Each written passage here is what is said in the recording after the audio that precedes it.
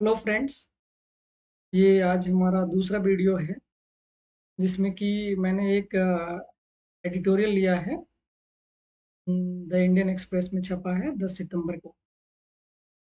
तो इसमें मैंने जो इम्पोर्टेंट वोकैबलरी डिस्कस किया हुआ है और जो एग्ज़ाम के पॉइंट ऑफ व्यू से सीजीएल, एसएससी सीजीएल में, सीएचएसएल में, एमटीएस में, सीडीएस में एंड और भी कॉम्पिटिटिव एग्ज़ाम्स के पॉइंट ऑफ व्यू से बहुत इम्पोर्टेंट है। तो जैसा कि आप देख सकते हैं कि ये जो सीरीज़ है हमारा, तो इंग्लिश हम बहुत बार क्या होता है कि हम इसलिए इसमें इंटरेस्ट नहीं लेते हैं इंग्लिश पढ़ने में, क्योंकि हमें वो चीज़ें समझ नहीं आती। बहुत टाइम क्या होता है कि वो उसका लिटरल मीनिंग, कभी-कभी लिटरल मीनिंग होता है और कभी-कभी फिगरेटिव मीनिंग होता है। बहुत सारे ऐसे शब्द हैं जो फिगरेटिवली यूज़ किए जाते हैं न्यूज़पेपर में और वो हमें समझ नहीं आता। वो हमें रीड बिटवीन द लाइन्स जो कहते हैं, एक फ्रेज़ है, एक इडियम्स एंड फ्रेजेज़ में आता है रीड बिटवीन द लाइन्स। मतलब वो उसके भावनाओं को समझना, उसके के अंदर जो है छिपा हुआ उसका फिगरेटिव मीनिंग को समझने से जो है आपको क्लैरिटी आएगा। तो आज का हमारा स्टार्ट करते हैं editorial analysis the Indian express. इसका टाइटल है स्टेट्स ब्लाइंड आई। ये बेसिकली एक उत्तराखंड में एक पोस्टर के ऊपर जो है लिखा गया है।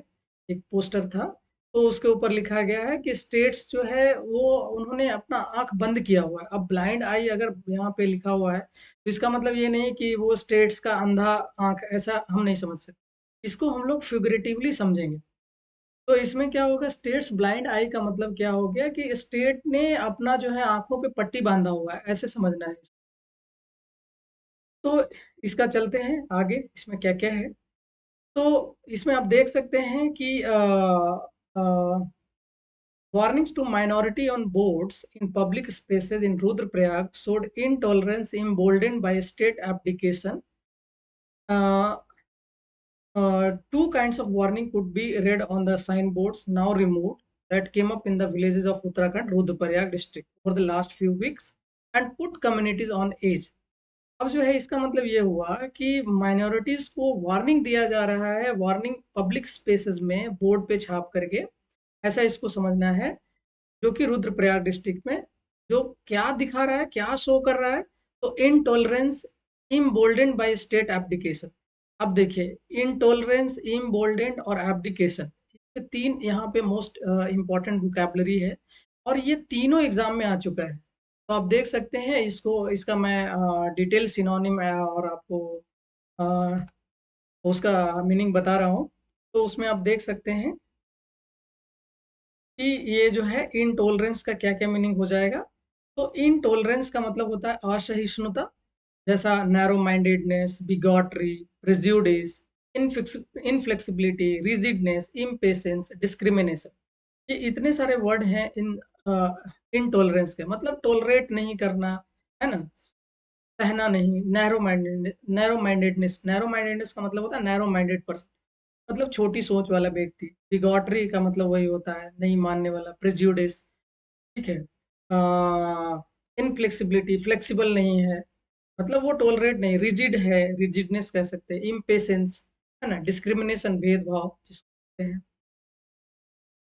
तो ये जो है इनटॉलरेंस हो गया। उसी तरह इम्बोल्डेंड, इम्बोल्डेंड भी अभी यूपीएससी सीडीएस में पूछा हुआ है इसके बारे में। तो हम लोग देख सकते हैं कि इम्बोल्डेंड का मीनिंग क्या-क्या होता है। तो इम्बोल्डेंड मतलब होता है प्रोत्साहित करना, हिम्मत बढ़ाना। तो उसमें जैसे उसका और भी सिनोनिम्स है, मोटिवेट करना, मोटिवेट, बूस्ट, बूस्ट जानते होंगे आप लोग। Fortify, empower, encourage, inspire, strengthen, ये सारे जो है वर्ड इम्बोल्डन को दर्शाता है। तो आप लोग जो है बस इम्बोल्डन बोल्ड से याद रखिए, बोल्ड से बोल्ड को वर्ब बनाया गया इम लगा करके, तो इम्बोल्डन हो गया। तो इम्बोल्डन का मतलब होता है प्रोत्साहित करना। नेक्स्ट हमारा है एब्डिकेशन। ये भी कई बार पूछ चुका है एग्जाम में। तो एब्डिकेशन का मतलब आप देख सकते हैं यहाँ पे। एब्डिकेशन का मतलब ये है रिनंसिएशन, एब्डिकेशन का मतलब सिंपली होता है सिंहासन त्याग, मतलब स्वेच्छा से त्याग देना या सिंहासन त्याग देना। तो उसके भी बहुत सारे सिनोनिम्स हैं, रिनंसिएशन, रेजिग्नेशन। रिनंसिएशन आप लोगों को पता होगा, है ना? रिनंसिएशन का मतलब होता है त्याग देना, है ना? अबैंडनमेंट, रिलिंक्विशमेंट, रिलिंक्विश कर देना, त्याग देना। रेजिग्नेशन जब हम त्याग पत्र देते हैं, सरेंडर कर देना, विड्रॉ कर लेना, विड्रॉल जैसे क्विट। क्विट मतलब भी होता है जैसे आई क्विट, मैं छोड़ता हूँ, मतलब वो त्याग देना एक तरह से। डिसोनमेंट, ओन को डिसोन कर दिया, मतलब ओन मतलब लेना, डिसोन मतलब त्याग देना। अबैंडनमेंट, अबैंडन उसको भी त्याग दिया, है ना? अबैंडन्ड कई बार जो है आप अगर ट्रेन में जाएँगे तो अबैंडन्ड वो बहुत सारे पुराने जो बिल्डिंग्स होते हैं उसमें अबैंडन्ड लिखा रहता है। मतलब उसका क्या हो गया? त्याग देना। एब्डिकेट, है ना? तो एब्डिकेट से एब्डिकेशन बना है। तो इसमें 3 इम्पोर्टेंट आपको मिल गया वोकैब्युलरी, इनटॉलरेंस, इम्बोल्डेंड और एब्डिकेशन। तो ये 3 इम्पोर्टेंट वर्ड आप याद कर सकते हैं। उसमें था, नेक्स्ट आगे बढ़ते हैं हम लोग। Two kinds of warnings could be read on the sign boards. दो, उस उन साइन बोर्ड्स पे 2 तरह के वार्निंग लिखे हुए थे और वो क्या थे? नाउ रिमूव्ड, अब उनको हटा दिया गया है। That came up in the villages of Uttarakhand Rudraprayag, जो कि कहाँ पे आया था, कहाँ पे लगाया गया था? तो विलेजेस ऑफ उत्तरा, अब यहाँ केम अप लिखा हुआ है। अब केम अप का कोई अगर लिटरल मीनिंग देखेगा, अरे आया, तो ऐसा आया नहीं। वो क्या हुआ? वहां पे दिखाया गया, वहां पे वो पोस्टर्स लगाए गए। तो रुद्रप्रयाग डिस्ट्रिक्ट में over the last few weeks, है ना, लास्ट कुछ हफ्तों में, and put the community on edge. अब एज का मतलब होता है किनारा, तो कम्युनिटीज को किनारे पे खड़ा कर दिया। किनारे पे खड़ा कर दिया मतलब कि यहाँ पे क्या हो गया? लिटरल मीनिंग लेके चले जाएंगे तो वो हमको समझ में नहीं आएगा कि क्या मतलब हुआ। किनारे पे खड़ा कर देना मतलब वो जो है उनको डर का एहसास कराना। मतलब कहीं भी आप अगर किनारे पे जाके खड़े हो जाएंगे तो किनारे पे आप खड़े हैं मतलब आपको डर है कि कहीं पीछे ना गिर जाए।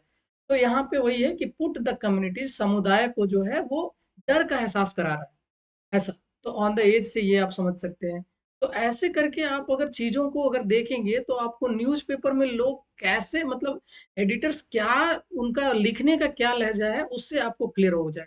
एक बार जब आपको समझ में आ जाएगा कि तरीका क्या है, उसका लिटरल मीनिंग क्या है, उसका फिगरेटिव मीनिंग क्या है, तो आप इजीली जो है आपको आप पढ़ सकते हैं।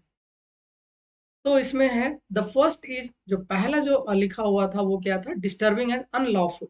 डिस्टर्बिंग था, अब डिस्टर्ब मतलब होता है परेशान करना, तो डिस्टर्बिंग एंड अनलॉफुल मतलब कि वो लॉ के विरुद्ध था। डिस्टर्बिंग था, डिस्टर्ब करने योग्य था। इंजंक्शन, अनलॉफुल इंजंक्शन, देखिए, एक लॉफुल इंजंक्शन का मतलब होता है आदेश, मतलब कोर्ट का आदेश। इंजंक्शन मतलब ऑर्डर, ठीक है? तो जंक्शन से आप याद रख सकते हैं इंजंक्शन। तो इंजंक्शन मतलब होता है ऑर्डर, ठीक है? तो अनलॉफुल था, वो ऑर्डर कैसा था? अनलॉफुल था। That was written on the boards, जो बोर्ड पे लिखा हुआ था। आप इंजंक्शन का जो है न्यायादेश भी कह सकते हैं इसको, न्याय का आदेश। तो इंजंक्शन जनरली जो है प्रोहिबिशन ऑर्डर जो होता है उस तरह का होता है, इंजंक्शन उसको बोलते हैं।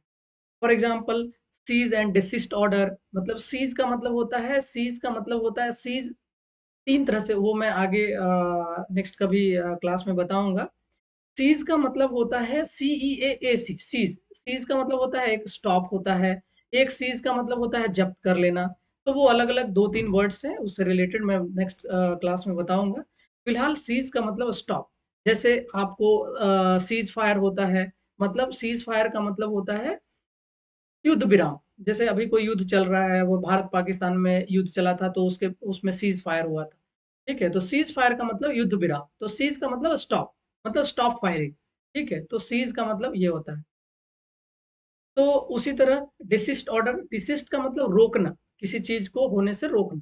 तो इंजंक्शन जो है जनरली वहां पे जहां पे प्रोहिबिशन, मतलब रोकथाम के लिए ऑर्डर जहां पे लगाया जाता है, न्यायादेश आता है, तो वो होता है इंजंक्शन, वहां पे यूज करते हैं। रेस्ट्रेनिंग ऑर्डर, जैसे रेस्ट्रेन, किसी को कंट्रोल करना, रेस्ट्रेन करना, ठीक है? जैसे हॉर्स को रेस्ट्रेन करते हैं, कंट्रोल करते हैं, है ना? इंजॉयमेंट, इंजॉयमेंट इजी, एक ऐसा फ्रेज हम लोग जो है गवर्नमेंट ऑफिसेज में यूज हमेशा करते हैं, इट इज इंजॉइंड अपॉन, मतलब वो उनको आदेश दिया जाता है कि आप जो है इस तरह से करें, ठीक है? तो इंजॉयमेंट हो गया, प्रोहिबिशन हो गया, जो मैंने अभी बताया, प्रोहिबिशन, प्रोहिबिशन, प्रोहिबिटेड ऑर्डर, है ना? तो प्रोहिबिट का मतलब रोकथाम करना, डिक्री, डिक्री का मतलब आदेश होता है, कोर्ट डिक्री, जनरली कोर्ट से याद रखिएगा, कोर्ट डिक्री होता है, ठीक है, तो डिक्री हो गया।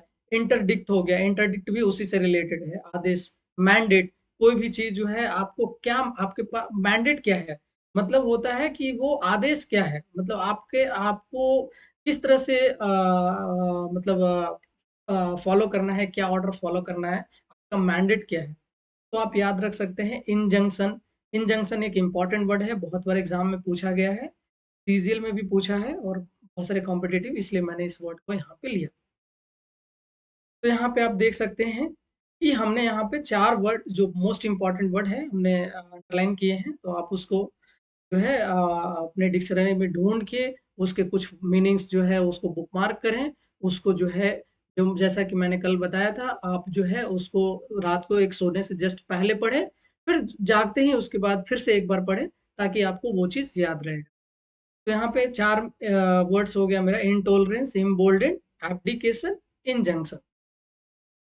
तो अनलॉफुल इंजंक्शन मतलब वो कैसा ऑर्डर था, प्रोहिबिटेड, प्रोहिबिशन ऑर्डर था, बट वो अनलॉफुल था, मतलब कानून के विरुद्ध था। That was written on the boards. Instructing non Hindus Rohingya Muslim, किसको इंस्ट्रक्ट, उस ऑर्डर में क्या था, उस पोस्टर में क्या लिखा हुआ था, क्या इंस्ट्रक्शन था, किसको इंस्ट्रक्शन था, तो नॉन हिंदूज को और रोहिंगा मुस्लिम्स को, against doing business in the area.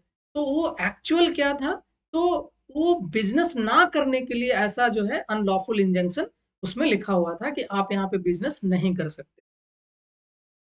Threatening them with, threatening, threaten का मतलब होता है धमकी देना, थ्रेटन का मतलब होता है धमकी।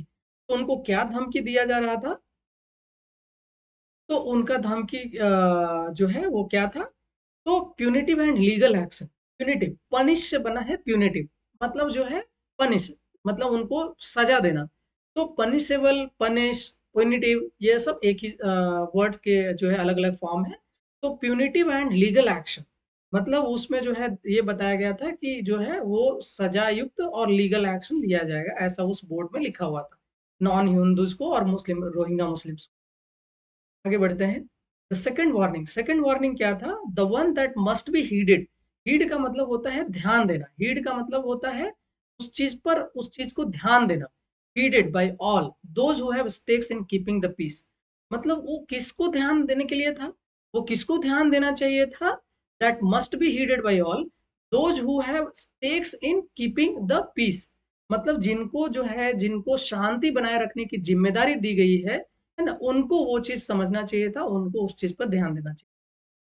Was not literally spelled out, वो लिटरली स्पेल्ड, जैसे अभी मैंने बताया कि एक जो होता है वो फिगरेटिव मीनिंग होता है, मतलब उसके लिटरल मीनिंग से फिगरेटिव मीनिंग बनता है, जिससे हम लोग वो समझते हैं कि उसका मतलब क्या हो सकता है। अभी मैं इसके आगे मैंने लिया हुआ है, तो वो एग्जांपल भी वो दिखाऊंगा कि कैसे लिटरल मीनिंग निकलता है और कैसे फिगरेटिव मीनिंग, जो कि बहुत इंपॉर्टेंट। अगर आप ये दो तरह का मीनिंग समझ गए इंग्लिश के वर्ड्स का, तो आपको बहुत हेल्प मिलेगा, आपको रीडिंग में मिलेगा। आप मतलब कुछ भी आप रीड करेंगे तो आपको इजीली समझ में आएगा, क्योंकि इंग्लिश जो है एक लैंग्वेज, एक भाषा है, और भाषा को हम लोग कई तरह से एक्सप्रेस करते हैं। तो उसको समझने के लिए आपको जो है रीडिंग करना पड़ेगा, यू हैव टू रीड। और उसका सबसे बेस्ट तरीका है, you have to read newspaper. Newspaper में क्या होता है, डिफरेंट डिफरेंट आर्टिकल्स होते हैं और देश दुनिया भर के उसमें खबरें होती हैं, और वो खबरें कई तरह की होती है।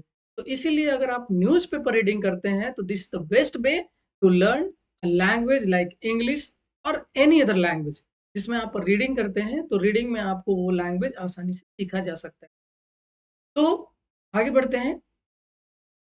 तो punitive and legal action, the one that must be heeded by all those who have stakes in, है ना, मतलब ये जनरल, ये लिटरली किसको बोला जा रहा है, तो ये स्टेट को बोला जा रहा है, क्योंकि पीस कायम करने का जिम्मेदारी किसका है, स्टेट का है। तो स्टेट के बारे में बताया जा रहा है। Was not literally spelled out, वो चूंकि वो, हालांकि वो लिटरली स्पेल्ड आउट मतलब एकदम लिटरल मीनिंग नहीं था, but was written large nonetheless, मतलब ऐसा लिखा हुआ था जिससे ये समझा जा सके कि ये जो है, मतलब हेट की बात हो रही है, या फिर ये जो है कम्युनल वायलेंस की बात हो रही है, इस तरह से वो ऐसा समझा जा सकता है, ऐसा सेकंड वार्निंग लिखा हुआ था। चलिए, it is a warning about how intolerance is emboldened, मतलब ये वार्निंग था, किसके बारे में वार्निंग था, how intolerance is emboldened and normalized when the state abdicates its responsibility to uphold the rule of law. मतलब इसमें यहाँ पे ये हुआ कि हाउ इंटॉलरेंस मतलब बताया मैंने असहिष्णुता, मतलब जो है मतलब वो सहन नहीं, आप सहन नहीं कर पा रहे हैं, है ना, टॉलरेट नहीं कर रहे हैं, तो जो है उसको, उसका बढ़ावा देना, उसको प्रोत्साहित करना, है ना, कैसे असहिष्णुता को प्रोत्साहित किया जा रहा है, and normalise when the state abdicates is normal, मतलब ये हुआ कि स्टेट जो है अगर अपना रिस्पॉन्सिबिलिटी, स्टेट अभी मैंने बताया कि ये जनरली ये जो है मतलब फिगरेटिवली स्टेट के बारे में बात किया जा रहा है कि ये पीस जो है, पीस कायम करने का स्टेट का जिम्मेदारी है। तो वो अपना जब एब्डिकेट्स इट्स रिस्पॉन्सिबिलिटी, मतलब अपना जो रिस्पॉन्सिबिलिटी, अपनी जिम्मेदारी को जो है वो क्या कर रहे हैं, त्याग कर रहे हैं, उस जिम्मेदारियों को नहीं ले रहे हैं, to uphold the rule of law, मतलब रूल ऑफ लॉ को अपहोल्ड करना, उसको बनाए रखना, उसको कायम रखना। तो इसका मतलब ये हुआ कि वो जो वार्निंग था, वो कैसा वार्निंग था, फिगरेटिव मीनिंग में क्या था कि जो है वो असहिष्णुता को प्रोत्साहित कर रहा था, है ना, और चूंकि ये वो इसलिए कर रहा था क्योंकि स्टेट जो है तब कर रहा था जब स्टेट अपना रिस्पॉन्सिबिलिटी नहीं ले रही थी।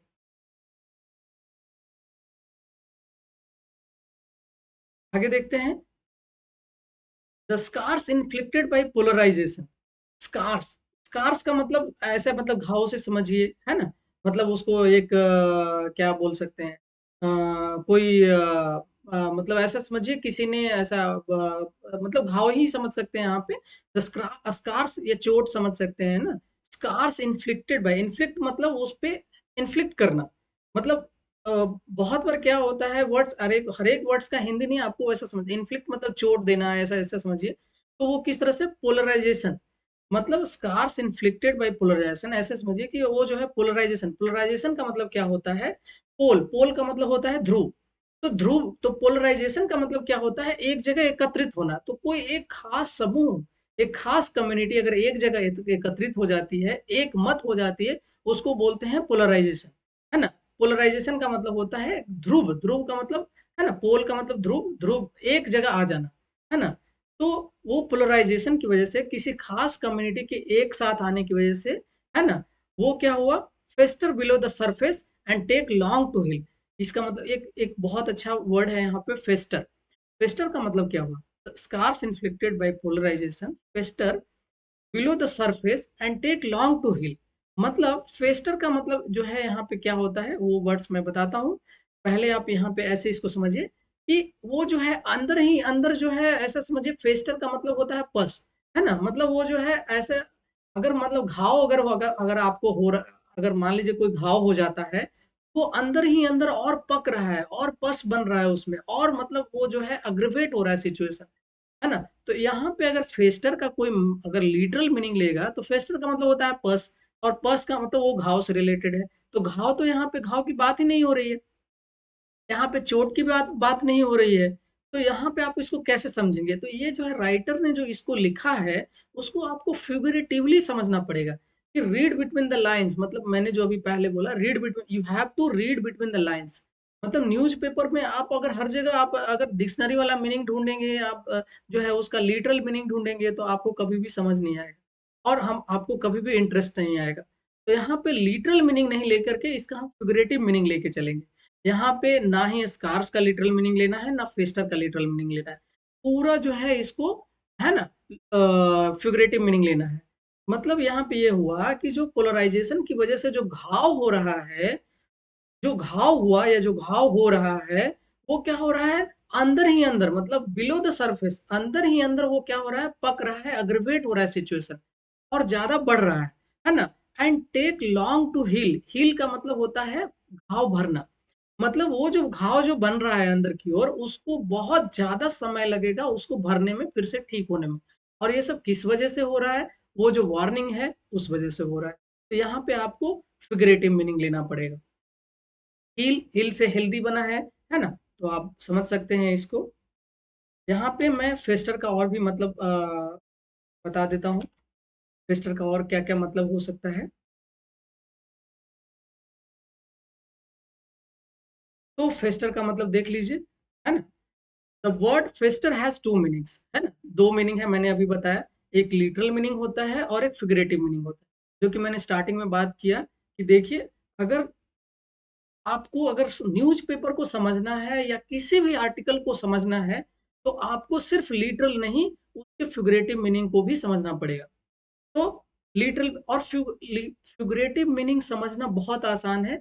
जैसे कहावतें होती है, बस कहावत अगर आप समझते हैं, है ना, तो आप फिगरेटिव मीनिंग भी समझ सकते हैं। मतलब उससे रिलेट करना है चीजों को। जैसे देख लीजिए, मैं बताता हूँ literal meaning, to become infected and produce pus, मतलब जो है इन्फेक्शन हो जाना और पस प्रोड्यूस करना, मतलब पक जाना, है ना, जो बोलते हैं ना हम लोग, घाव पक गया है। तो घाव पक गया है तो कैसे पक गया, इन्फेक्शन हो गया, है ना। तो लिटरल मीनिंग उसका क्या है कि वो इन्फेक्शन की वजह से वो जो है पस बनने लगना, मतलब घाव पक जाना। Typically referring to a wound और sore that worsen if left untreated. इसका मतलब क्या हुआ, उस घाव को रेफर करता है, उस चीज को रेफर करता है, उस घाव को, उस चोट को रेफर करता है, जो कि वर्सन, वर्ष मतलब वो होता है और भी स्थिति खराब हो जाना, वर्सन, है ना। वर्सन इफ लेफ्ट अनट्रीटेड, अगर जो है उसको अनट्रीटेड छोड़ दिया, मतलब ट्रीट नहीं किया, तो वो क्या हो जाएगा, वो क्या हो जाएगा, वो अगर आपने ट्रीट नहीं किया तो वो क्या हो जाएगा, वो और वर्सन हो जाएगा और वर्स्ट सिचुएशन में चला जाएगा। ठीक है। तो इसका एग्जांपल आप देख सकते हैं, if you don't clean the cut properly it might fester. इसका मतलब ये हुआ कि अगर आपको कोई कट लग जाता है, किसी चीज से कट जाता है, कोई शार्प ऑब्जेक्ट से कट जाता है, तो अगर आपने उसको क्लीन नहीं किया, डेटॉल से क्लीन नहीं किया, प्रॉपरली क्लीन नहीं किया, तो वो क्या हो, इट माइट फेस्टर, मतलब क्या हो जाए, वो इन्फेक्शन की वजह से आपको पस चालू हो जाएगा, है ना, पस बनना शुरू हो जाएगा और आपको प्रॉब्लम हो जाएगा। तो अभी जो मैंने बताया कि जो है ये लिटरल मीनिंग हो गया। अब अगर मान लीजिए, अब हम लोग यहाँ पे चलते हैं, अ, हम लोग यहाँ पे चलते हैं, हाँ दिस वन, है ना। तो यहाँ पे अब देखिए, स्कार्स इन्फ्लिक्टेड बाय पोलराइजेशन। अब पोलराइजेशन की बात कर रहा है यहाँ पे, तो किसी पत्थर से चोट की बात नहीं कर रहा है, किसी चाकू से चोट की बात नहीं कर रहा है, पोलराइजेशन की वजह से। तो पोलराइजेशन की वजह से अगर घाव हो रहा है, इसका मतलब क्या हुआ, कम्युनिटी, किसी कम्युनल, है ना, यहाँ पे अगर स्टार्टिंग से आप पढ़ते आएंगे तो आपको समझ में आया, जैसा कि मैंने बताया, है ना। तो वो पोलराइजेशन की वजह से जो घाव हो रहा है वो फेस्टर हो जाएगा बिलो द सरफेस, मतलब सरफेस के अंदर ही, मतलब स्किन के अंदर अंदर ही जो है वो क्या होगा, उसका पस बनेगा, मतलब क्या होगा, सिचुएशन और खराब हो जाएगा। ठीक है। तो and take long to heal, और जो है वो ज्यादा समय लगेगा आपको हील होने में। तो इसमें आप देख सकते हैं, हाँ, हाँ फेस्टल, है ना। तो इसका फिगरेटिव मीनिंग क्या है, टू बिकम वर्स और मोर इंटेंस ओवर टाइम, मतलब स्थिति और खराब हो जाना, है ना, ओवर द टाइम, मतलब ज्यादा समय होने के बाद और भी इंटेंस हो जाना, और भी स्थिति दयनीय हो जाना, स्थिति खराब हो जाना, specially referring to negative emotions. मैंने क्या बोला, ये जो है एक निगेटिव वर्ड है। आप बहुत बार जो है, आपको जब क्लोज टेस्ट वगैरह बनाएंगे तो आपको पॉजिटिव वर्ड्स कौन है, निगेटिव वर्ड्स कौन है ना, ये बहुत इंपॉर्टेंट रोल प्ले करता है। आपको क्या है कि आपको समझना पड़ेगा कि कौन सा शब्द निगेटिवली यूज होता है, निगेटिव इमोशन में यूज होता है, और कौन सा पॉजिटिव ये भी इम्पोर्टेंट है। तो इसका जो है, ये इसका जो वो निगेटिव फॉर्म में यूज होता है, प्रॉब्लम्स और situation that are left unresolved, है ना। मतलब कोई सिचुएशन अगर ना छोड़ दिया जाए वैसे ही, तो वो क्या हो जाएगा, और वर्स हो जाएगा। जैसा कि मैंने बताया कि वो जो है पोस्टर की वजह से कम्युनल वायलेंस बढ़ेगा। तो अगर वैसे ही अगर स्टेट अगर उस पे एक्शन नहीं लेती है, अपना रिस्पॉन्सिबिलिटी को एब्डिकेट करती है, त्याग देती है, उस केस में क्या होगा, वो सिचुएशन और वर्स हो सकता है, और वर्स हो जाएगा। तो ये है फोस्टर का फिगरेटिव मीनिंग। जैसे his resentment continue to fester over the years. अब देखिए, रिसेंटमेंट का मतलब क्या होता है, नाराजगी होता है ना। तो continue to fester over the, अगर नाराजगी हमेशा, मतलब अगर पूरे, मतलब ओवर द इयर्स अगर रहता है, तो वो क्या हो जाएगा, और भी सिचुएशन खराब होता जाएगा, है ना। आप हमेशा नाराज रहेंगे तो सिचुएशन और खराब होता जाएगा, रिसेंटमेंट, है ना। रॉट, रॉट का मतलब क्या होता है, सड़ जाना, है ना, रोटेन एग्स बोलते हैं, है ना। तो रॉट से रोटेन बना है, तो रोटेन एग्स, है ना। तो रॉट का मतलब सड़, डीके मतलब वही होता है, डीके जैसे, है ना, प्लांट का डीके होता है, है ना? डिके भी फिगरेटिवली यूज़ होता है ना? जैसे बैक्टीरिया, फंगस ये सब जो है किसी खाद्य पदार्थ में लगता है तो उसका डिके हो जाता है, क्षय होना। डिके का मतलब होता है क्षय होना, है ना? डिके, सपुरेट, है ना? ये लिटरल सेंस में आप यूज़ कर सकते हैं। मतलब आपका अगर लिटरल मीनिंग फेस्टर में घाव जो पस बन जाता है, उसका लिटरल सेंस में आप सपुरेट भी यूज़ कर सकते हैं। स्मॉल्डर फिगरेटिव सेंस में यूज़ कर सकते हैं, है ना? अग्रवेट, सिचुएशन अग्रवेट हो गया। अग्रवेट मतलब और भी बद से बदतर हो जाना और बढ़ जाना, है ना? वर्सन, वर्सन का मतलब तो बता दिया मैंने। ठीक है, तो यहाँ पे हम देख सकते हैं तो फेस्टा, एक तो यहाँ पे जो है ऐसे-ऐसे जिस दिन आपने अगर ऐसा समझ लिया, इस तरह से जो है राइटर जो है इस तरह से जो है इंग्लिश लैंग्वेज को लिखता है, तो आप उसको अच्छे से समझ सकते हैं, है ना? और अगर देखिए आपको अगर रीडिंग स्टार्ट करना है तो एकदम से ऐसा नहीं है कि हाँ, आप जो है एक ही बार जो है समुद्र में कूद जाओ, ऐसा नहीं। आप जो है जैसे मेरे गुरुजी ने बताया था, वो मैं आपसे शेयर करता हूँ, कि इंग्लिश एक लैंग्वेज है और लैंग्वेज एक समुद्र है। तो उसको सीखने के लिए आपको धीरे-धीरे जैसे आप जब खिचड़ी हम लोग खाते हैं गरमा-गरम, उन्होंने सेम ऐसे ही बताया था जो मैं आपको जो है हूबहू उसको रिपीट कर रहा हूँ। उन्होंने बताया था जब आप गरमा-गरम खिचड़ी खाते हैं तो ऐसा तो नहीं हाथ बीच में डाल देते हैं। आप किनारे से धीरे-धीरे, थोड़ा-थोड़ा खाते जाते हैं तो वो क्या होता है आगे का जो है खिचड़ी जो है वो ठंडा होता जाता है। हम ईज़िली उसको डेवर कर जाते हैं। डेवर मतलब निगल जाते हैं जो कल मैंने बताया इसलिए मैंने डेवर का वर्ड यूज़ किया, आपको याद रखने के लिए डेवर, है ना? हमने रैवेनस, डेवर, है ना? ग्लटनस ये सारे वर्ड्स कल यूज़ किए थे। ठीक है? तो वो डेली जो है आप उसको डेली लाइफ़ में यूज़ करें तो आपको जो है हमेशा याद रहेगा, नहीं भूलेंगे उसको। तो वो जो है उन्होंने बताया कि लैंग्वेज को उसी तरह से आपको धीरे-धीरे जो है स्टार्ट करके आपको धीरे-धीरे वोकैब बिल्डिंग जैसा होता रहेगा। आपको जो है आपको बाद में मन लगेगा और आप भी जो है वोकैब्युलरी में मास्टरी कर सकते हैं। और जब जिस दिन वोकैब आपका अच्छा हो गया, उस दिन आपका इंग्लिश अच्छा हो जाएगा। आपको कहीं पे कोई भी एग्ज़ाम निकालने में कोई परेशानी नहीं होगी। वोकैब इज़ द मतलब इंग्लिश का जो बोलते हैं ना जड़ है ना? उस जड़ में जितना पानी आप डालेंगे, आपका जो पौधा है उतना बड़ा और उतना फलता-फूलता रहेगा। ठीक है? तो यहाँ पे हम देख सकते हैं कि ये तो हो गया। नेक्स्ट, है ना? Take the case of Kerala in the state ये किसी केस की बात कर रहा है ना? वो देख लेंगे। वो हमको उससे मतलब नहीं है ना? हम यहाँ पे वोकैब पे फोकस कर रहे हैं। एलिगेशन ऑफ लव जिहाद इग्निटेड टेंशन।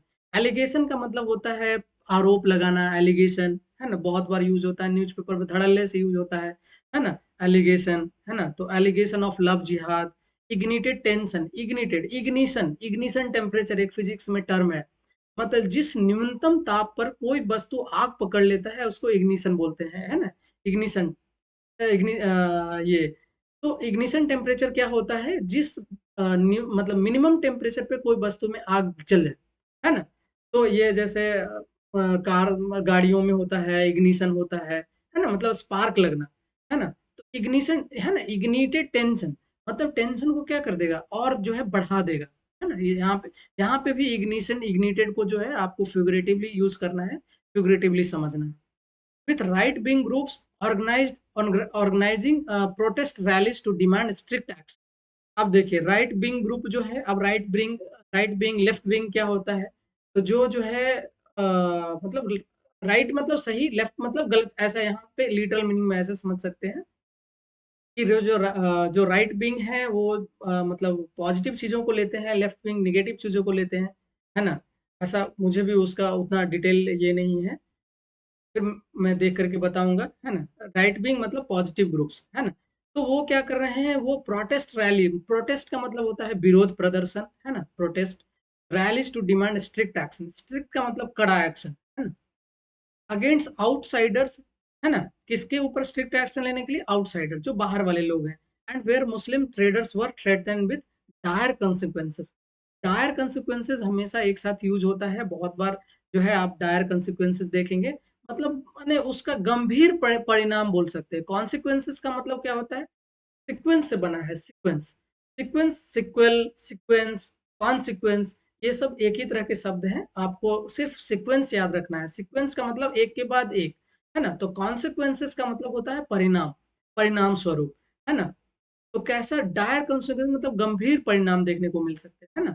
सीक्वल मतलब नेक्स्ट आने वाला, जैसे मूवी का सीक्वल होता है, सीक्वेंस मतलब नेक्स्ट में कौन आएगा, है ना? तो सीक्वेंस वैसे आप याद कर सकते हैं, कॉन्सिक्वेंसेस। तो थ्रेटन विथ डायर कॉन्सिक्वेंसेस का मतलब होता है कि उनको धमकी दिया जा रहा है, उनको डराया जा रहा है ना? कि इसके गंभीर परिणाम हो सकते हैं, कब? If they did not shut down their shops, है ना? मतलब मुस्लिम ट्रेडर्स को ये जो है धमकाया गया, है ना? जो कि मतलब ऐसा बताया गया कि इसके गंभीर परिणाम होंगे, है ना? है ना? अगर if they did not shut down their shops, अगर उन्होंने अपना दुकान बंद नहीं किया, तो उसके गंभीर परिणाम देखने को मिल सकते हैं, ऐसा उनको धमकी दिया गया, है ना? तो उस प्रोटेस्ट रैली ये लोग स्ट्रिक्ट एक्शन डिमांड कर रहे हैं कि कौन ऐसा कर रहा है, कौन ऐसा आउटसाइडर्स है जो ये सब कर रहा है ना? Their shops a years uh, a year later despite a veneer of normalcy returning। अब देखिए veneer एक बहुत इंपॉर्टेंट वर्ड है, और यहाँ भी veneer का जो है एक फिगरेटिव मीनिंग ही लिया गया है। अगर veneer का लिटरल मीनिंग लेके लेंगे तो आपको वो क्लियर नहीं होगा, है ना? तो यहाँ पे देखिए क्या लिखा हुआ, अ ईयर लेटर, एक साल बाद, despite, despite in spite of का इक्विवेलेंट है डिस्पाइट, है ना? मतलब डिस्पाइट और इन स्पाइट ऑफ, कभी-कभी क्या करता है, जो है डिस्पाइट के साथ ऑफ लगा के आपको दे देगा कॉमन एरर में। तो वो क्या होता है, वो रॉन्ग हो जाता है। या तो आप इन स्पाइट ऑफ यूज़ कर लीजिए या डिस्पाइट यूज़ कर लीजिए, है ना? तो विनीर ऑफ नॉर्मैलिटी, है ना? रिटर्निंग टेंशन रिमेन, है ना? Despite a veneer of normality. अब विनीर का मतलब देख लीजिए। तो विनीर का मतलब क्या है? तो विनीर का लिटरल मीनिंग क्या है और फिगरेटिव मीनिंग क्या है? इसके भी 2 मीनिंग है। विनीर का जो लिटरल मीनिंग है, जो शाब्दिक अर्थ है उसका, a thin layer of fine wood or other material used to cover the surface of furniture or objects made, मतलब सरमाइका लगाते हैं टेबल पे ताकि वो अच्छा दिखे, ऊपर से स्मूथ दिखे, है ना? मतलब कोई अगर लेस अट्रैक्टिव मटेरियल है तो उसको उसके ऊपर हम सरमाइका, प्लाईवुड ये सब लगा करके हम क्या करते हैं, उसको उसका विनीर अच्छा कर देते हैं, ठीक है? मतलब उसको अट्रैक्टिव बना देते हैं। तो विनीर वहां पे क्यों यूज हुआ, अभी हम पीछे चलेंगे, फिलहाल यहाँ थोड़ा देख लेते हैं विनीर के कुछ मीनिंग जो है हम देख लेते हैं। मतलब उसका लिटरल मीनिंग यही है कि विनीर मतलब जो है एक्सटर्नल, उसका जो एक्सटर्नल सरफेस मतलब कैसा है, मतलब लेस अट्रैक्टिव को आप अच्छा कैसे दिखा सकते हैं, दैट इज विनीर। जैसे example, the table was covered with, है ना, walnut veneer to give it a more polished look, है ना? मतलब टेबल को वॉलनट, है ना, विनीर से जो है कवर कर दिया गया ताकि उसका अच्छा पॉलिश लुक दिखे। फिगरेटिव मीनिंग क्या हो सकता है? तो फिर अनअट्रैक्टिव सुपरफिशियल अपीयरेंस, है ना? सुपरफिशियल, ऊपर ऊपर, सुपरफिशियल एक थॉरोली होता है, सुपरफिशियल का उल्टा होता है थॉरो, है ना? थॉरो का मतलब होता है किसी चीज को डिटेल में, सुपरफिशियल का मतलब क्या होता है, ऊपर ऊपर। तो एन अट्रैक्टिव और सुपरफिशियल अपीयरेंस मतलब क्या है कि इसका सिर्फ, है ना, ऊपर ऊपर जो है उसका अपीयरेंस, उसका जो है कैसा दिखता है ना, वो चीज that hides the true nature of feeling और फीलिंग ऑफ सम, मतलब सिर्फ दिखावे के लिए आप बोल सकते हैं, शो ऑफ जिसको बोलते हैं, ठीक है? कि अंदर से खोखला है, बाहर से शो ऑफ कर रहा है ना? अंदर से उसको कुछ भी मालूम नहीं है, बाहर से शो ऑफ कर रहा है, ठीक है?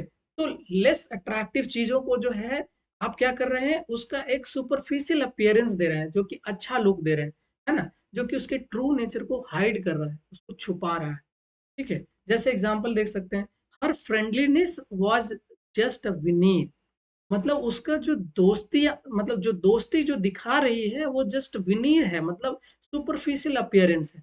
मतलब क्या है, वो जो है अपना ट्रू नेचर को छुपा रही है, बस दिखावे के लिए, दोस्ती का मतलब दिखावा करना, ऐसा, है ना? मास्किंग हर रियल इंटेंशंस, मतलब क्या, हम उसका जो रियल इंटेंशन है, जो वास्तविक इरादा है, उसको छुपाया जा रहा है, ठीक है? तो आप विनीर का मतलब अच्छे से समझ गए होंगे, है ना? तो अगर आपको लिटरल मीनिंग भी मालूम है, तो आप एक जनरल इंसान की तरह जो है दिमाग लगाइए कि इस अगर लिटरल मीनिंग का मतलब ये हो रहा है कि कोई लेस अट्रैक्टिव मटेरियल को हम अच्छा लुक देने के लिए कर रहे हैं, तो उसका मतलब फिगरेटिव भी उसी तरह का कुछ मीनिंग होगा, है ना? जैसे सिनोनिम्स देख सकते हैं, फिगरेटिव सिनोनिम्स और क्या-क्या है? पैकेट, है ना? जो आगे का अपीयरेंस, जैसे कई बार शादियों में आप, अगर आपको याद रखने के लिए मैं एक ट्रिक बता रहा हूँ, शादियों में क्या कर दिया जाता है, कैसा भी घर हो लेकिन वो लोग क्या करता है, जो टेंट प्लांट वाले होते हैं, वो टेंट वाले होते हैं और डेकोरेशन वाले होते हैं, वो अच्छे से घर को सजा देते हैं, बहुत सारे कपड़े लगा देते हैं, वो खूबसूरत को मतलब उसका फैकेट चेंज कर देते हैं, है ना, मतलब वो विनीर हो गया, है ना, फिगरेटिवली हम वहाँ पे विनीर यूज कर सकते हैं, है ना, कि वो जो है घर को ऐसा बना देते हैं, मतलब वो जो है अगर प्लास्टर नहीं भी है तो उसको जो है वो अच्छा दिखता है, कैमरे में अच्छा आता है, that is veneer, facade, gloss, mask, mask भी वही हुआ, रियल रियल नेचर को छुपा रहा है। प्रिटेंस, प्रिटेंस में वही होता है, दिखावा करना, प्रिटेंड, प्रिटेंस, प्रिटेंड भी वही होता है ना।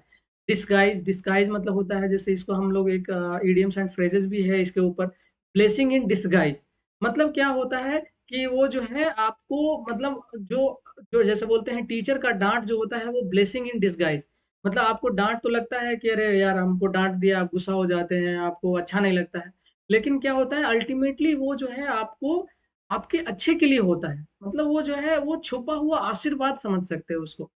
तो आपको कभी भी इडियम्स एंड फ्रेजेस भी याद करने की जरूरत नहीं है, इडियम्स एंड फ्रेजेस के जितने भी हैं वो सारे मतलब जो है फिगरेटिवली यूज होते हैं। अगर जिस दिन आपने फिगरेटिवली मतलब चीजों को, इंग्लिश के शब्दों को फिगरेटिवली समझना शुरू कर दिया, उस दिन आपका इडियम्स एंड फ्रेजेस रटने की जरूरत नहीं है, ठीक है, वो आपको आराम से बन जाएगा। आपको सिर्फ इंग्लिश के शब्दों का रियल मीनिंग मालूम होना चाहिए, और उससे आप रिलेट क्या क्या कर सकते हैं वो आपके दिमाग पे डिपेंड करता है।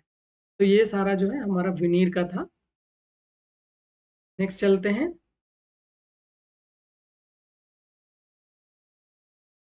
तो a year later despite a veneer of normalcy returning, है ना, मतलब जो है नॉर्मलिसी रिटर्न, मतलब क्या हो रहा है, नॉर्मल, है ना, सिचुएशन नॉर्मल हो रहा था, है ना, टेंशन रिमेन, है ना, मतलब सिर्फ आपको दिखाई दे रहा था, दिखावा, सुपरफिशियल अपीयरेंस जो मैंने बताया कि वो जो है आपको सिर्फ जो है ऐसा लग रहा था कि जो है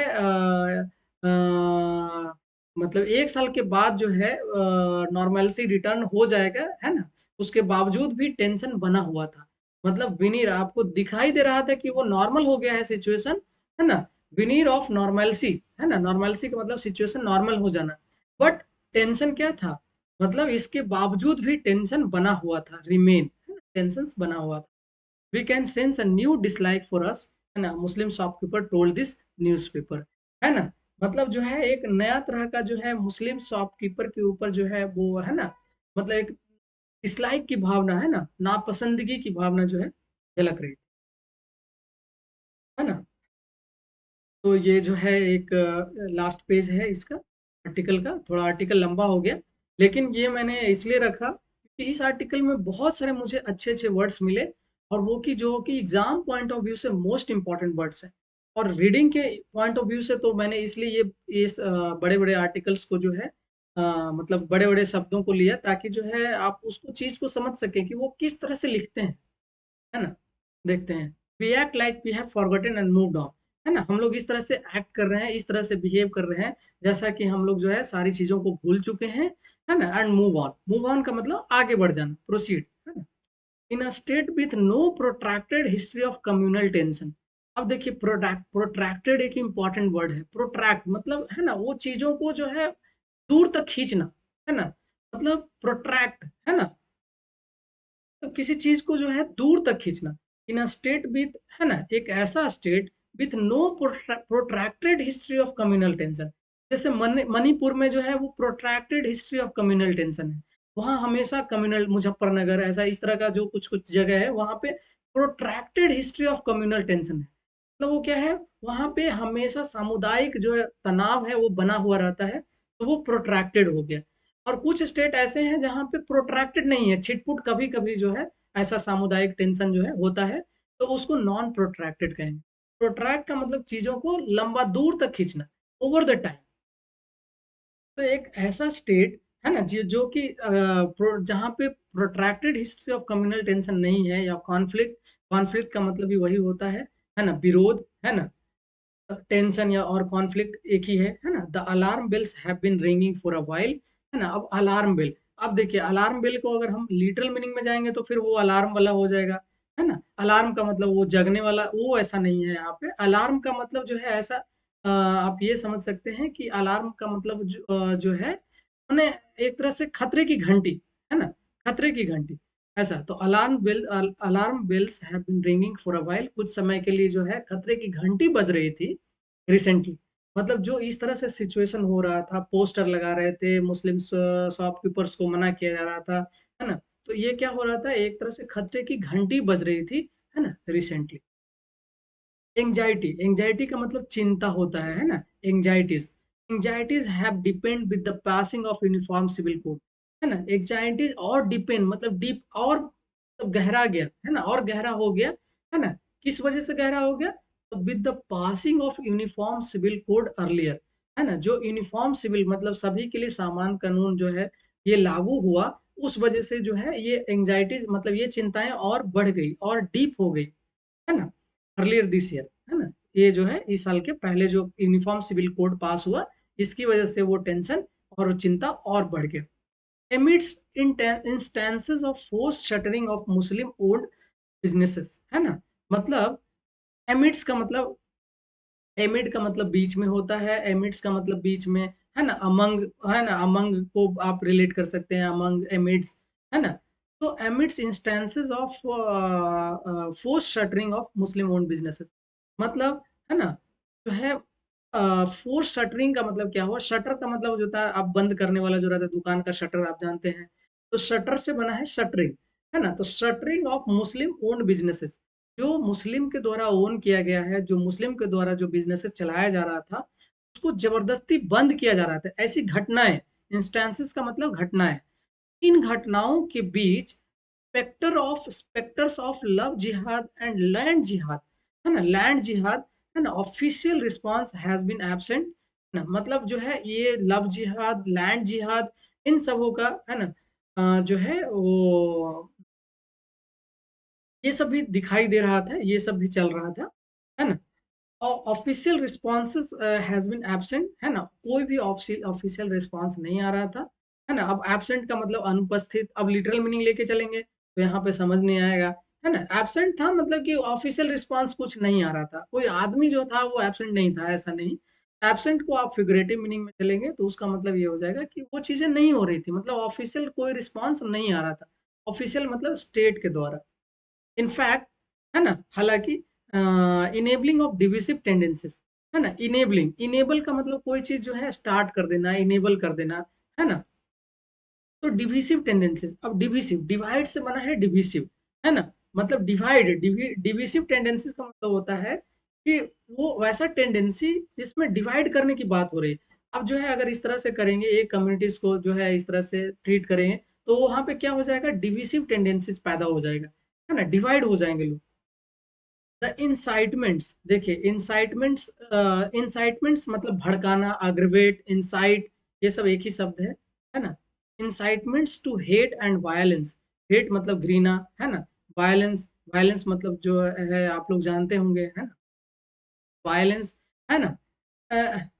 eight a Dharam Sansad in Haridwar in December 21 were met with state inertness and apathy, मतलब यहाँ कुल मिला के स्टेट के बारे में बोला जा रहा है कि जो है ना, वो जो वो घृणा को बढ़ावा दिया गया, वायलेंस जो है ना, तो वायलेंस वो हुआ है ना, 2021 की बात हो रही है, उसमें भी स्टेट इनर्ट, इनर्ट का मतलब होता है अक्रिय, इनर्ट गैस आप याद कर सकते हैं, है ना, नाइट्रोजन गैस भरा जाता था, भरा जाता है ना, बल्ब में, तो वो इनर्ट गैस होता है, इसलिए मतलब अक्रिय, वो निष्क्रिय है ना?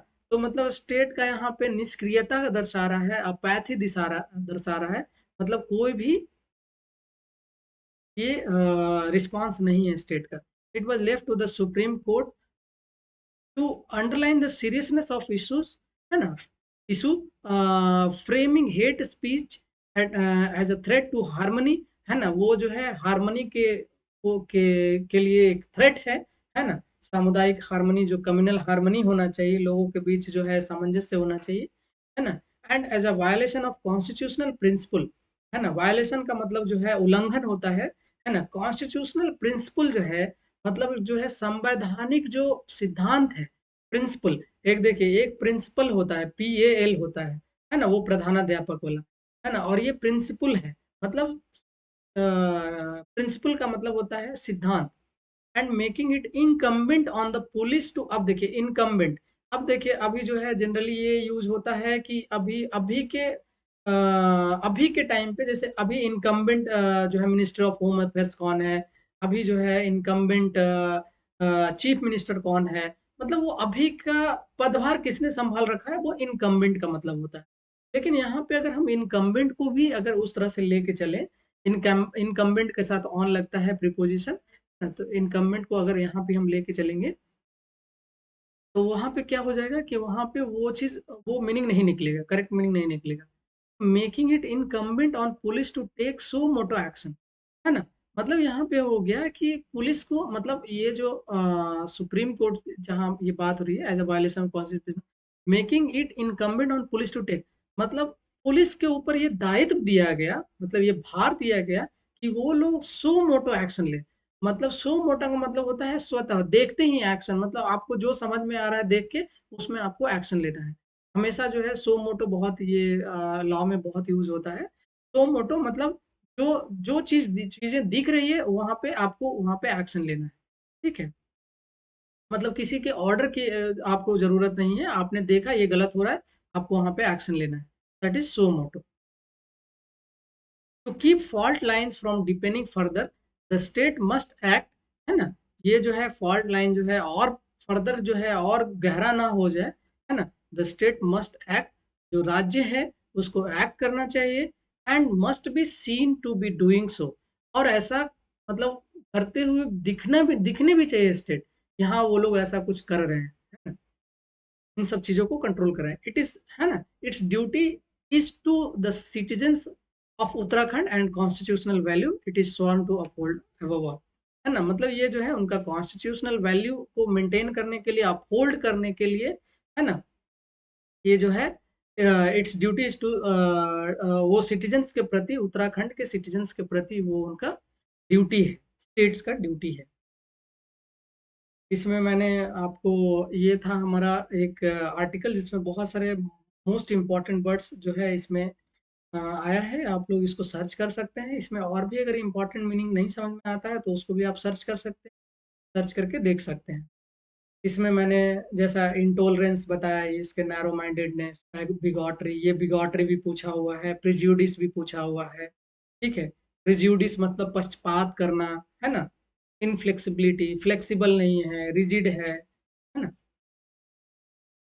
इम्बोल्डन का मतलब मैंने बता दिया है, इम्बोल्डन का मतलब ये सब इंपॉर्टेंट वर्ड है। एब्डिकेशन, ये वर्ड तो पूछा जा चुका है। रिनंसिएशन भी कई बार, रिलिंक्विशमेंट भी कई बार पूछा जा चुका है ना। क्विट, क्वाइट, है ना, ये इसमें ये दो तीन तरह का शब्द आता है इसमें जो बहुत बार कंफ्यूजिंग होता है। क्विट का मतलब क्या होता है, एक क्वाइट है, एक क्वाइट है। एक क्वाइट मतलब बिल्कुल, है ना, क्वाइट कंफर्टेबल हियर, है ना, मतलब बिल्कुल कंफर्टेबल है ना। और एक होता है क्वाइट, कीप क्वाइट मतलब शांत, क्यू यू आई ई टी, है ना। तो वो क्वाइट मतलब शांत हो गया। Q U I T E का मतलब होता है, वो मतलब बिल्कुल होता है ना। और ये क्विट का मतलब होता है, ये वर्ब है, क्विट का मतलब क्विट करना, है ना, छोड़ देना, त्याग देना, है ना। जैसे जॉब को क्विट करते हैं, तो जॉब क्विट कर दिया। डिसोनमेंट, है ना, डिसोन, ओन का, ओन से डिसोन बना है। डिसोन, डिस जहां पे लग जाता है वो निगेटिव मीनिंग को दर्शाता है। जैसे हिंदी में अ लगा देने से कोई चीज, जैसे असामाजिक, मतलब सामाजिक नहीं है वो। उसी तरह डिस लगा देना, डिस, इम, इन, ये सब लगाने से, अन, है ना, यू, ऐसा यू एन, तो ये सब लगाने से क्या होता है, उसी का जस्ट निगेटिव हो जाता है। तो डिसोनमेंट का मतलब होता है कि, है ना, ओन, मतलब जो आपके पास था उसको डिसोन कर दिया, मतलब उसको त्याग दिया। अबैंडनमेंट, है ना, अबैंडन। इंजंक्शन इंपॉर्टेंट वर्ड, है ना, प्रोहिबिशन ऑर्डर, है ना, रेस्ट्रेनिंग ऑर्डर, इस टाइप का। विनीर मैंने बता दिया, विनीर का मतलब होता है ना, वो किसी जो है मतलब ये नॉन अट्रैक्टिव मटेरियल को जो है ऊपर से पॉलिश वॉलिश मार के जो है उसको जो है अच्छा दिखाना, है ना, फेकेड, फेकेड अपीयरेंस, अपीयरेंस। फेस्टर का मतलब बता दिया, फेस्टर का मतलब जो है, मतलब घाव जो है इन्फेक्शन की वजह से वो और वर्स सिचुएशन में चला जाता है, दैट इज फेस्टर। उसको अगर आपको कहीं भी फेस्टर नजर आता है तो आपको उस चीज से रिलेट करना है। फेस्टर यहाँ पे कोई सिचुएशन ऐसा तो नहीं है जिसको और वर्सन हो रहा है, और जो है वो सिचुएशन जो है वो खराब हो रहा है, दयनीय स्थिति में जा रहा है। तो आज के लिए इतना ही। ये जो है इम्पोर्टेंट वर्ड्स जो है इसको आप थोड़ा, वो जो मैंने बताया, आप एक डिक्शनरी जो है इंग्लिश टू इंग्लिश डिक्शनरी रखिए आप लोग। उसमें जो है आप लोग जो है उसको, उस वर्ड्स को सर्च करिए, जो भी जितने भी वर्ड्स नहीं आते हैं वो सभी वर्ड्स को सर्च करें। सर्च करके उसको जो है सोते समय एक बार पढ़ें उसको, जागते समय फिर से दोबारा पढ़ें, है ना? तो वो जो है आपको याद रहेगा। और कहीं भी इस चीज़ को रिलेट करें, मतलब इंग्लिश के शब्द जो है आपको ऐसा रटने से कभी याद नहीं होगा।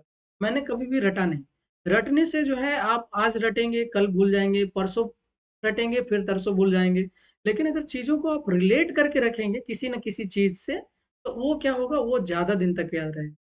और आप जो है मतलब रीडिंग को जो है जितना आपने मतलब you should inculcate reading habit.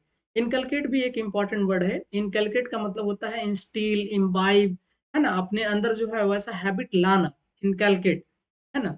तो you should inculcate reading habit. Reading habit जो है इज द पैनासिया ऑफ, मतलब आपका इंग्लिश का जो है वो एक रामबाण है। पैनासिया है, पैनासिया जो है एक इम्पॉर्टेंट शब्द है ना? पैनासिया का मतलब होता है रामबाण, है ना? मतलब है ना?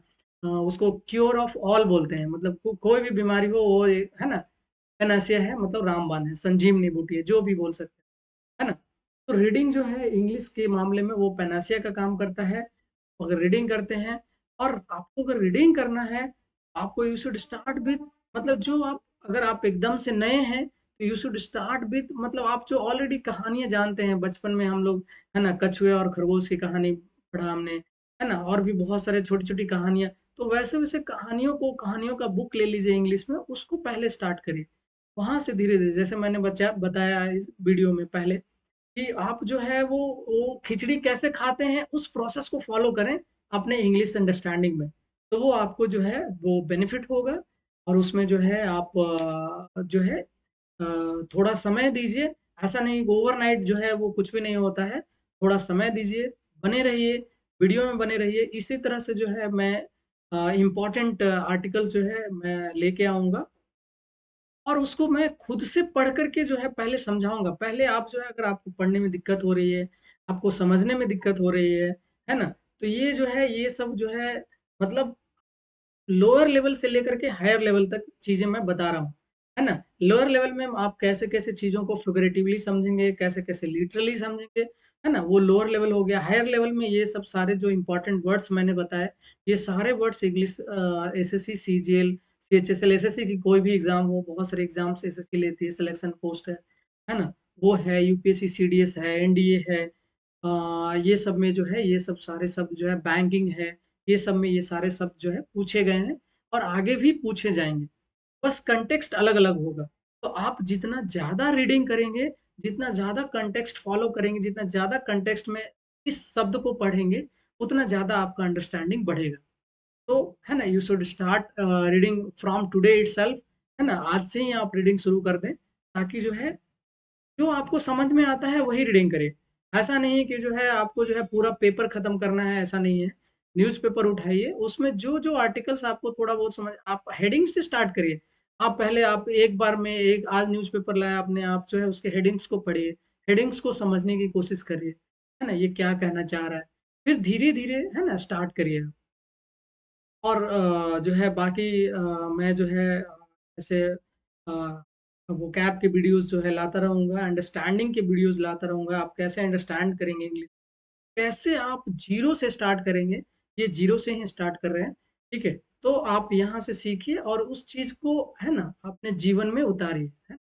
इंस्टिल, इम्बाइब, इनकलकेट, है ना? जितना ज़्यादा शब्दों का इस्तेमाल करेंगे आप डेली लाइफ़ में, है ना? उतना ज़्यादा जो है आपको इंग्लिश के प्रति जो है इंटरेस्ट जगेगा, है ना? हर चीज़ को ढूँढने की कोशिश करिए, जो भी आपकी आँखों के सामने दिखता है उसका इंग्लिश मीनिंग क्या हो सकता है। स्मार्टफ़ोन है आप आजकल सभी के पास, आप स्मार्टफ़ोन में है, आप जा डायरेक्ट सर्च कर सकते हैं, इसको क्या बोलते हैं, ये क्या है ना?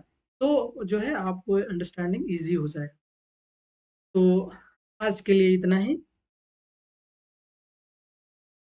आज के लिए इतना ही। बाकी जो है नेक्स्ट वीडियो में मिलते हैं। बाकी अगर आपको कुछ सजेशन देना है या फिर कुछ और भी इसमें इम्प्रूव कर सकते हैं क्या, तो कमेंट में जवाब दीजिएगा, कमेंट में बताइएगा, हम उसको फ़ॉलो करेंगे और आपको क्या और क्या-क्या चीज़ें दिक्कत आ रही है वो भी बताइएगा ताकि मैं जो है उसको उस चीज़ को जो है वो उसका सॉल्यूशन ला सकूँ आपके बीच, है ना? ओके, धन्यवाद, जय हिंद।